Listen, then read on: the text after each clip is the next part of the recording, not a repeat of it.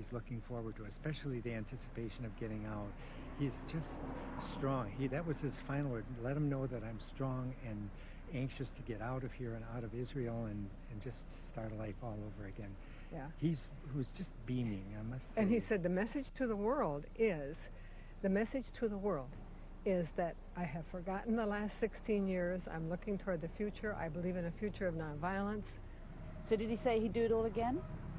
You know he did. He said, of course I would. Isn't that incredible?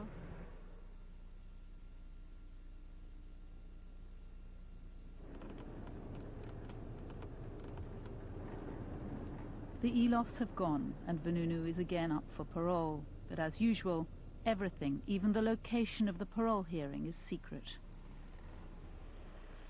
Apart from me and Peter Hounham, who's come from London, there are no other journalists here.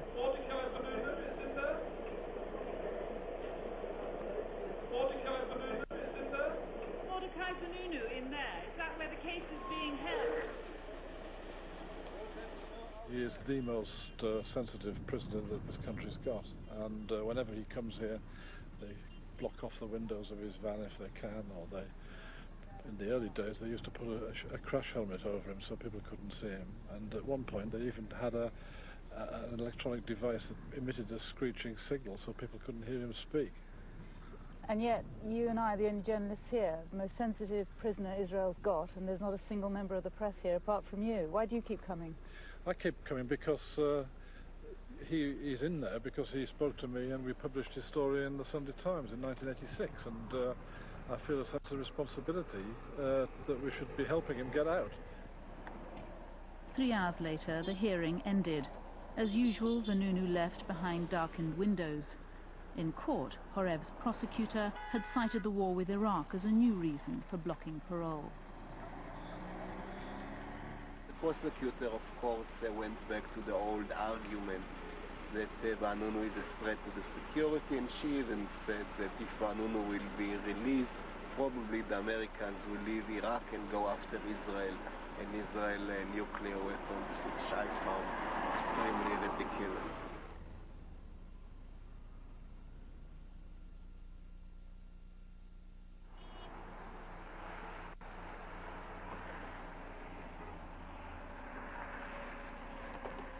Minnesota, the Peace Bridge, and a weekly ritual.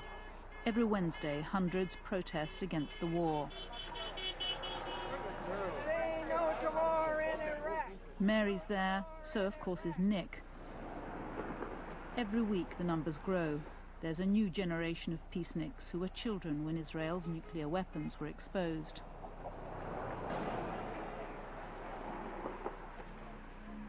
Have any of you guys heard of Mordecai Vanunu? No.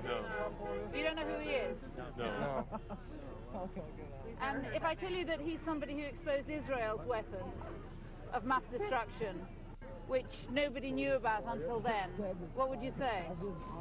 Why is our media that's supposed to be free and open not telling us? And why is our government not letting us know this information if we're living in the home of the free?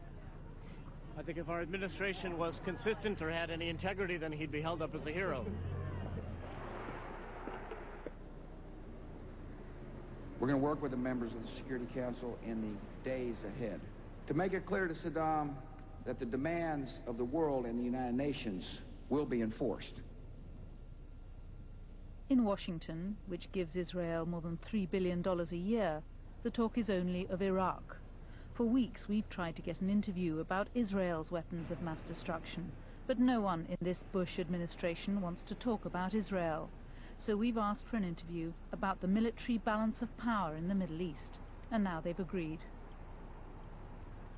This morning, we've finally been told that we're going to have an interviewee.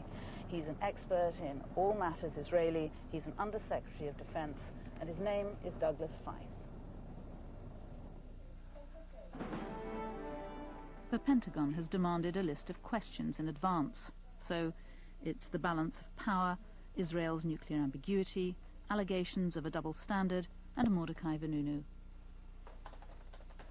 The gravest danger facing America and the world is outlaw regimes that seek and possess nuclear, chemical, and biological weapons.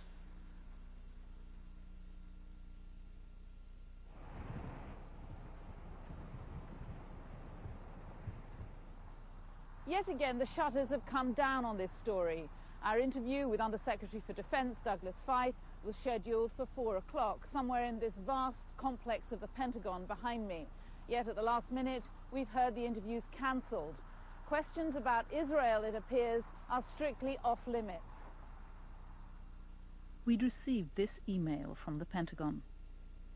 Ladies, we showed Mr. Feith the list of topics for the BBC interview. He is not willing to answer any of the questions you listed. Respectfully request you resubmit your questions as soon as possible this morning. Questions directed toward the current Iraqi situation.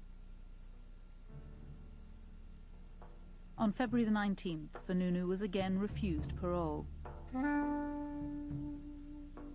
He remains in Ashkelon prison. Horev has let it be known he intends never to let Mordechai Vanunu leave Israel.